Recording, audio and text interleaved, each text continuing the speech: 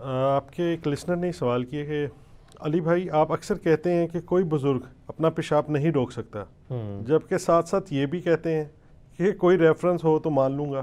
جی ہم مان لیں گے، بالکل بتائیں۔ تو سنیں پھر ریفرنس سر۔ فضائل اعمال شریف میں لکھا ہے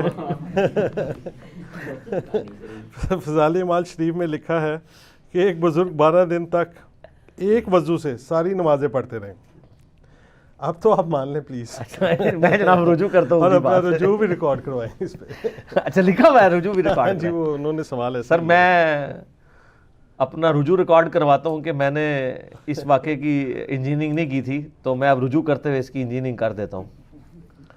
بات یہ کہ آپ سے حوالہ ہم نے کتاب و سنت کا مانگا تھا کہ کتاب و سنت سے کوئی دلیل پیش کریں، اور اگر کتاب و سنت میں کوئی دلیل نہیں تو پریکٹیکلی کوئی کر کے بتائے نا، پھر ہم مانیں گے۔ مثال کے طور پہ اگر میں یہ دعویٰ کرتا ہوں کہ جی میں عشاء کی نماز کی پہلی رکعت میں سورہ یاسین اور دوسری میں سورۃ الملک پڑھ سکتا ہوں، تو میں آپ کو پڑھ کے بتا دوں گا، مجھے آتی ہے جی ٹھیک ہے، تو یہ میرا دعویٰ میں پریکٹیکلی کر کے بھی بتا دوں گا۔ اب ان کا یہ دعویٰ ہے کہ یہ ایک بزرگ جو ہے وہ 12 دن تک ایک ہی وضو سے ساری نمازیں پڑھتے تھے، تو سر پڑھتے تھے تو میں بھی ایک دعویٰ کر دوں گا کہ میں نے بھی جو ہے نا وہ 12 دن تک ایک وضو سے ساری نمازیں پڑھی ہیں، تو شاید ہو سکتا ہے اس کا وہ کہتے ہوں کہ ہر نماز کے لیے وہ ایک وضو کرتے تھے۔ نہیں سر، کلیئر لکھا ہے کہ 12 یعنی ایک وضو کیا اور وہ ٹوٹا نہیں، وہ ٹوٹا نہیں، 12 دن ٹوٹا نہیں 12 دن تک۔ تو 12 دن تک تو یعنی اگر کوئی آپ کا دعویٰ ہے تو آپ 12 دن تو یعنی بہت بڑی بات ہے۔ آپ ایک دن بھی یہ کر کے بتائیں تو ایک بڑا مشکل کام ہے۔ سردیوں میں شاید کوئی فجر سے لے کے وہ کر لے، لیکن اگلی فجر تک یا اس سے اگلی فجر تک تو اس کا کام ہو چکا ہوگا۔ صحیح۔ تو حوالہ ہم نے کتاب و سنت کے دلائل کا مانگا تھا، یہ آپ کو پریکٹیکل کر کے بتائے۔ یہ سب کی سب کہانیاں ہیں، اور یہ کہانیاں پرانے زمانوں میں بزرگ لکھ کے چلے گئے، اب ان سے کوئی بندہ کوشچن نہیں کرتا، اور آج ہمارے بچے کوشچن کر رہے ہیں۔ میرا ایک کلپ پچھلے دنوں میں ریکارڈ ہوا تھا فضائل اعمال کے حوالے سے ہی۔ میں نے بتایا تھا کہ میں ایک دن ایک تبلیغی جماعت کی مسجد میں، تبلیغی جماعت کا سب سے بڑا سپورٹر جی جی سپیکرز میں سے اللہ کے فضل سے میں ہوں، باقی تو سب اس کو نگیٹ کرتے ہیں، کوئی اس طریقے سے آن کرنے کے لیے تیار نہیں۔ میں بڑی محبت کرتا ہوں تبلیغی جماعت سے، لیکن علمی اختلاف تو اپنی جگہ۔ تو وہ فضائل اعمال میں سے درس ہو رہا تھا مسجد کے اندر نا، ظہر کی نماز پڑھ کے فارغ ہوئے، تو میرے ساتھ میرا بچہ تھا، 10 سال بمشکل اس کی عمر ہے، اور دوسرے کی تقریباً 8.5 سال۔ تو میں نے ان کو پابند کیا ہوا ہے کہ جب نماز ظہر ہو جائے تو تم بھی درس سن لیا کرو، تو وہ بھی درس میں بیٹھ گئے۔ اب اس میں وہ بتا رہے تھے انہی بزرگوں کی کرامات اس حوالے سے کہ جی ایک بزرگ تھے وہ روزانہ صبح سے شام تک ایک قرآن پڑھتے تھے، دوسرے تھے وہ 3 قرآن پڑھتے تھے، تیسرے تھے وہ 8 قرآن پڑھ لیتے تھے، ٹھیک ہے جی، صبح سے لے کے ظہر تک، ایک رات کے اندر 8 قرآن پڑھ لیتے تھے۔ اب وہ یعنی وہ بچہ میرا یعنی سن رہا تھا، اور میں بھی ڈر رہا تھا دل کے اندر نا، اور میں ڈر رہا تھا کہ جو کچھ میں سوچ رہا ہوں کہیں یہ نہ سوچ رہا ہوں، کہیں بزرگوں کا گستاخ ہی نہ بن جائے۔ حالانکہ اس کی کوئی ایسی میں نے تربیت نہیں کی ہوئی گستاخی والی، اس کے باوجود آج کل کے بچے ویسے ہی سوچتے ہیں، ان کی عقل کام کرتی ہے۔ جب وہ پھر ساتھ نماز کی ترغیب انہوں نے دلائی، جب پڑھ کے فارغ ہوئے درس سن کے، اس کے بعد میں موٹر بائک پہ نکلا، بچوں کو پیچھے بٹھایا، میں نے کہا دیکھو یار کتنی اچھی باتیں انہوں نے آج کی ہیں نا، اور انہیں ہمیں نماز پڑھنی چاہیے اور اہتمام کرنا چاہیے قرآن شریف پڑھنے۔ کہتے بابا باقی باتیں تو ٹھیک تھیں، یہ ایک دن میں 8 دفعہ یا 3 دفعہ قرآن کیسے کو پڑھ سکتا ہے، پورا قرآن کیسے کو پڑھ سکتا ہے؟ تو میں نے کہا بیٹا یہ کہانی تھی، اس کو چھوڑ دیں، باقی چیزیں آپ نے، کیونکہ ہمارے بچوں کو پتہ ہے کہ قرآن پاک کوئی ایک صفحے کی کتاب نہیں ہے، کوئی 500-550 صفحوں کی ایک کتاب ہے، اس کو پڑھنے کے لیے ایک ٹائم ریکوائرڈ ہے۔ ابھی تو میں وہ انجینئرنگ کر ہی نہیں رہا ہوں کہ جامعہ ترمذی میں حدیث ہے، نبی علیہ السلام نے فرمایا جس نے 3 دن سے کم میں قرآن ختم کیا اس نے قرآن کا حق نہیں ادا کیا، اور یہ کن کو کہا جا رہا ہے؟ جو عربی جاننے والے تھے، اور جو ہم لوگ اجمی ہیں جن کو یعنی بڑی مشکل سے اس کا فارم بھی سمجھ آ رہا ہوتا ہے، ان کو تو کم از کم 30 دن تو لگانے چاہیے ایک دفعہ پڑھنے کے لیے۔ تو وہ کتنی سپیڈ سے وہ پڑھتے ہوں گے، یا ہو سکتا ہے وہ جو صحیح مسلم میں حدیث ہے کہ سورۃ الاخلاص 3 قرآن کے برابر ہے، تو 8 یا 24 وہ 24 دفعہ سورہ اخلاص پڑھ لیتے ہوں، تو 3 مطلب 8 قرآن کا ثواب مل جاتا ہوں۔ یہ ہو سکتا ہاں، اینڈ رزلٹ تو یہی ہے، یہی چانسز ہے۔ تو بزرگوں کے بارے میں چونکہ حسن ظن رکھنا چاہیے کہ انہوں نے جھوٹ نہیں بولا ہوگا یقیناً۔ اگر تو وہ بولا ہے وہ تو جھوٹ ہے، تو ہم نے بزرگوں کو ان کی گستاخی بھی نہیں کرنی، ان کو جھوٹ سے بھی بچانا ہے۔ یقیناً 24 دفعہ انہوں نے سورہ الاخلاص پڑھی ہوگی، باقی تو یہ مطلب ساری کہانیاں چل رہی ہیں۔ 12 دن تک کون شخص جو ہے وہ اپنے آپ کو وضو سے یا باقی چیزوں سے بے نیاز کر سکتا ہے؟ اگر ایسی کوئی بزرگی ہوتی، کوئی کرامت ہوتی، تو نبی صلی اللہ علیہ وآلہ وسلم یا ان کے صحابہ کرام کو حاصل ہوتی۔ آپ دیکھیں کئی بزرگوں کے بارے میں آپ کو واقعات ملیں گے جی، وہ فجر کی نماز پڑھتے تھے بیت اللہ شریف میں، ظہر پڑھتے تھے بیت المقدس میں، ٹھیک ہے جی، اور عصر پڑھتے تھے جا کے مدینہ شریف، مغرب کی نماز پھر بیت اللہ شریف، یعنی وہ تین ان کو پتہ چل گیا نا بھی 3 متبرک جگہ ہیں۔ اب ان کو یہ پتہ نہیں کہ تینوں ایک محلے کے اندر نہیں ہیں، ٹھیک ہے۔ اس زمانے کے اندر جب انہوں نے یہ واقعات لکھے ہیں، آج تو چلے کسی کے پاس چارٹر طیارہ ہو تو شاید ابھی بھی بڑی مشکل سے یہ ممکن ہو۔ جب یعنی بیت المقدس کا سفر آلموسٹ 1 سے 1.5 مہینے کی مسافت تھی مکہ شریف سے، اس زمانے میں آپ یہ دعویٰ کر رہے ہیں کہ فجر کی نماز وہ پڑھ رہے ہیں مکے میں، اور ظہر پڑھ رہے ہیں بیت المقدس میں، اور عصر پڑھ رہے ہیں مدینہ شریف کے اندر، تو سر یہ فضیلت تو صحابہ کرام کو بھی حاصل نہیں ہوئی ہے۔ صحیح مسلم میں حدیث ہے، نبی علیہ السلام ایک یعنی صحابہ کے گروہ کے پاس سے گزرے، وہ یعنی پورا وہ ایک آپ سمجھ لیں ایک قبیلہ تھا، تو وہ مدینہ شریف کے قریب شفٹ ہوئے، تو نبی علیہ السلام نے فرمایا کہ آپ لوگ ادھر کیوں آئے ہیں؟ تو انہوں نے کہا کہ ہمیں نماز کے لیے دور سے آنا پڑتا تھا تو بڑی دقت ہوتی تھی، تو اب ہم مدینہ شریف میں ہی رہائش لے لی ہم نے تاکہ ہمیں جلدی مسجد میں پہنچ جائیں۔ تو آپ صلی اللہ علیہ وآلہ وسلم نے فرمایا تم جتنے قدم چل کے آتے تھے وہ تمہیں ثواب ملتا تھا، تو پھر واپس چلے گئے اس جگہ پہ۔ لیکن ان کے زمانے میں کسی کے دماغ میں بھی یہ کیڑا نہیں تھا کہ یار اڑ کے بھی آیا جا سکتا ہے۔ سر یہ انجینئرنگ کا دور ہے نا۔ صحابہ کرام تو اپنے تھک جاتے تھے ایک محلے سے دوسرے محلے میں آتے ہوئے، تو نبی علیہ السلام نے جو کہا کہ تم دور سے چل کے آتے ہو، تو اس کی بجائے آپ کہتے کہ یار تمہیں کیا مسئلہ ہے، میرے امت کے تو چھوٹے چھوٹے اولیاء اللہ جو ہیں وہ ہزاروں میل کا سفر کریں گے، تو تم تو اولیاء کے بھی سردار ہو، تم تو صحابی ہو، تمہارے لیے کو مسئلہ اڑ کے آ جاؤ۔ اس زمانے میں یہ کہانیاں ہوتی ہی نہیں تھی، اس لیے ہم کہتے ہیں کتابوں کا دین اور ہے اور بابوں کا دین اور ہے۔ یہ ساری کی ساری کہانیاں انہوں نے بنائی ہوئی ہیں، یہ پاسبل ہی نہیں ہے۔ اور اگر کوئی کہتا ہے پاسبل ہے تو ہم کہتے ہیں کوئی ایک سیمپل پیش کر دیں ہمارے سامنے، ہم تو اللہ کے فضل سے 12 گھنٹے بھی اس کا وضو نہیں رہنے دیں گے۔ ہم پہلے اسے جو ہے نا وہ جاگنگ والی مشین پہ چڑھائیں گے، 8-10 کلومیٹر اس سے ورزش کروائیں گے، سخت گرمیوں میں جون جولائی کی۔ اس کے بعد ہم اس کو شکنجوی دیں گے، 3 جگ پلائیں گے اسے، اور اس کے بعد اسے کہیں گے آپ خود ہی باندھ لیں، اور اس کے بعد پیشاب روک کے بتائیں، تو پتہ چل جائے گا کوئی روک سکتا ہے۔ چیخیں نکلیں تو آپ نے اس کو معرفت کی باتیں سمجھ کے اگنور کر دینا ہے۔ چیخوں کا جی چیخوں کا ظاہر ہے بزرگ ظاہر ہے بزرگ تو روک سکتے ہیں نا، تو روکیں گے، تو اگر وہ چیخیں نکلیں تو پھر آپ نے ان کو معرفت کی باتیں سمجھنا ہے۔ لیکن زیادہ دیر نہیں، تھوڑی دیر بعد جب وہ رونے پہ آ جائیں اور ریکویسٹ کریں کہ میں اپنی بزرگی سے توبہ کرتا ہوں، پھر آپ ان کی ویڈیو بنا لیں، اس کے بعد آپ ان کو اجازت دے دیں، اور پھر آپ دیکھیں وہ یہ سب کے سب جھوٹ ہے میرے بھائی، کوئی اپنا پیشاب بھی نہیں روک سکتا۔ خدا کے لیے یہ باتیں آپ کہانیاں کرانی بند کریں۔ میں نے یعنی کئی دفعہ یہ واقعہ سنایا ہے کہ ایک وہ ہمارے جاننے والے تھے، وہ بتانے لگے کہ فیصل آباد کے پاس کوئی ایک بزرگ تھے جن کا دعویٰ تھا وہ روحانی آپریشن کرتے ہیں، تو ایک بندہ ان کے پاس نہ اپنا نومولود بچہ لے کے چلا گیا کہ جی آپ تو بائی پاس کرتے ہیں، اس بچے کے ختنے کریں روحانی طور پہ۔ روحانی طور پہ جو ختنے ہیں اس کا مطلب ہے بلیڈ نہیں چلے گا، خون نہیں نکلے گا، ہونے کا خطرے نہیں ہو سکتے۔ بائی پاس اگر روحانی ہو سکتا ہے جس میں گرائنڈر چلتا ہے ادھر جناب، یہ پسلیاں توڑی جاتی ہیں، دل نکالا جاتا ہے باہر، یہ پوری اوپن ہارٹ سرجری ہے، جو بندہ وہ پسلیوں والی سرجری کر سکتا ہے اور ختنہ تو بالکل سامنے، تو کر کے بتا دے۔ ختنہ آپ کو نظر آ جانا ہے، بائی پاس نظر نہیں آنا، تو کہانی چل جانی ہے۔ تو ختنہ نہیں ہو سکتا، ختنہ کوئی نہیں کر سکتا۔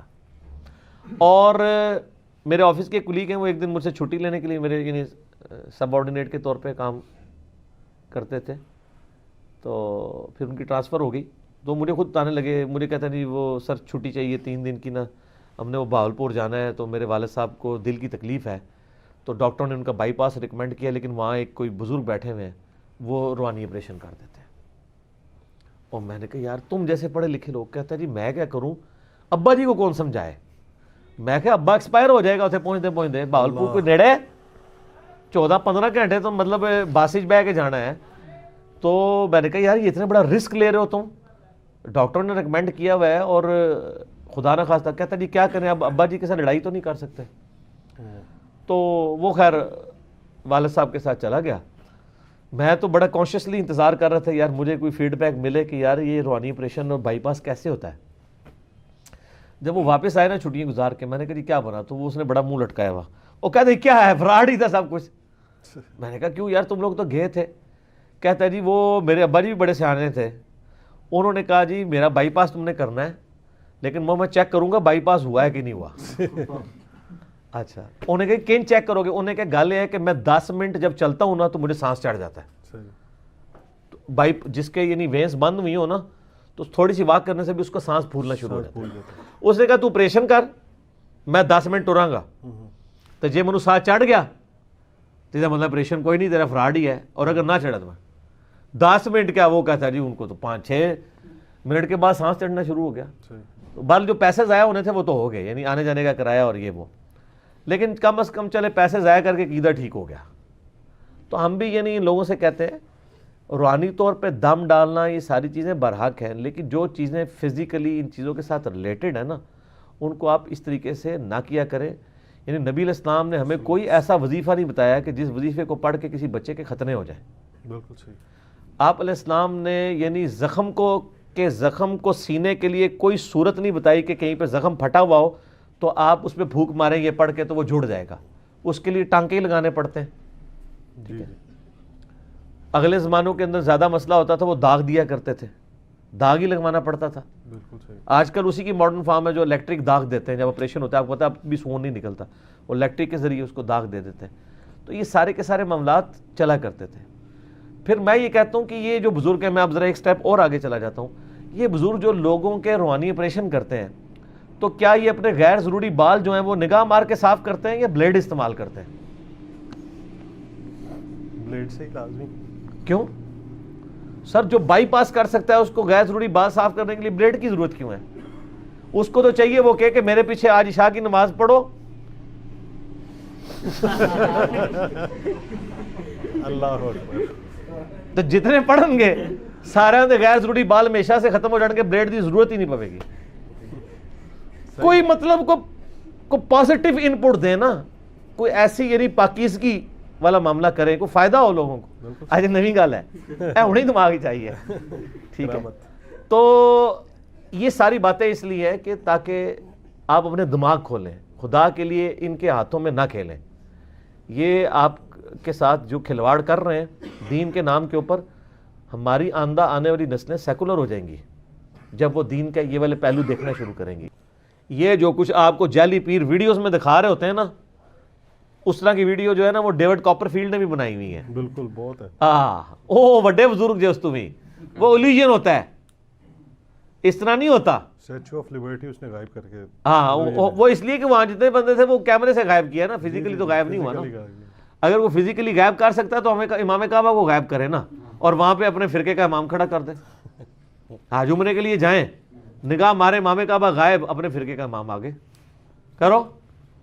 وہ کہانی ہے ساری. اپنا واقعہ بتائیں گے اس میں؟ ضرور شرارت کوئی نہ کوئی وش کر دیں.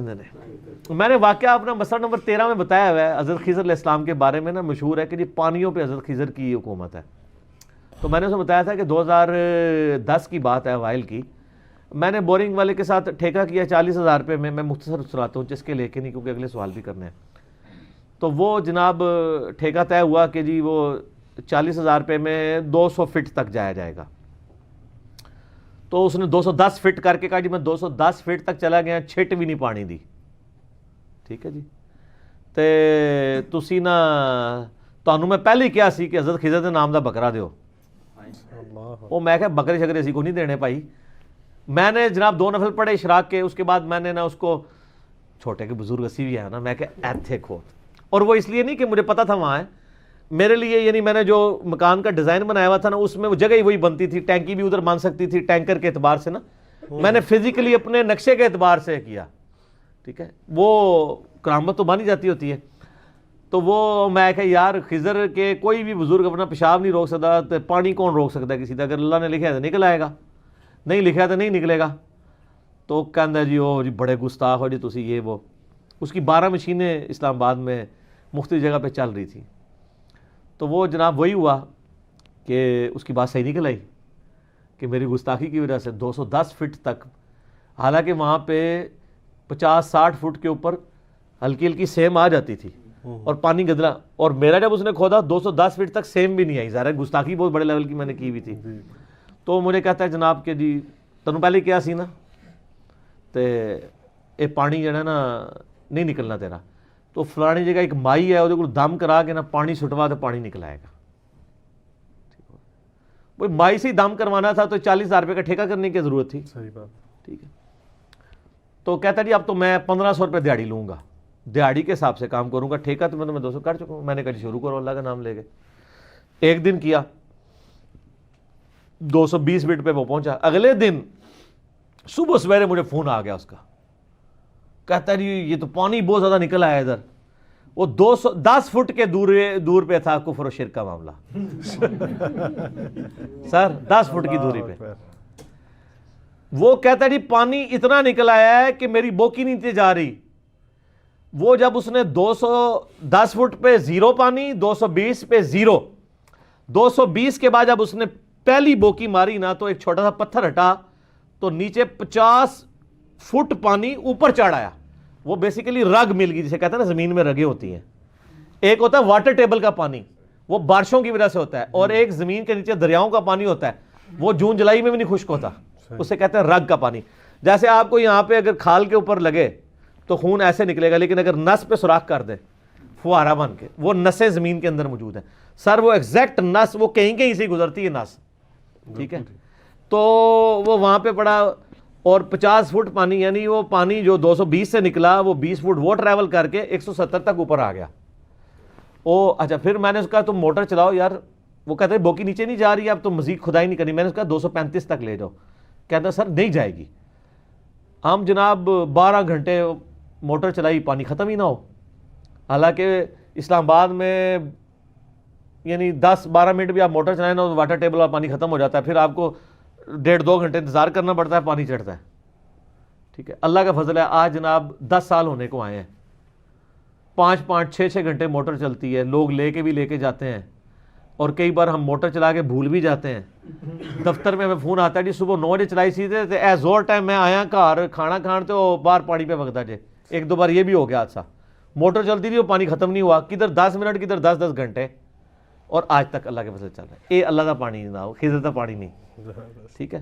بہرحال اس کا فائدہ یہ ہوا کہ اس نے اپنی اصلاح کر لی، اس کو میں نے کہا یہ دیکھ لو یار کچھ نہیں ہوتا، یہ اللہ کے کام ہے سر، اللہ کرتا ہے، ان چیزوں سے کوئی فرق نہیں پڑتا۔ اللہ کا پانی ہے، جسے چاہے دے جسے چاہے روک لے، ٹھیک ہو گیا جی۔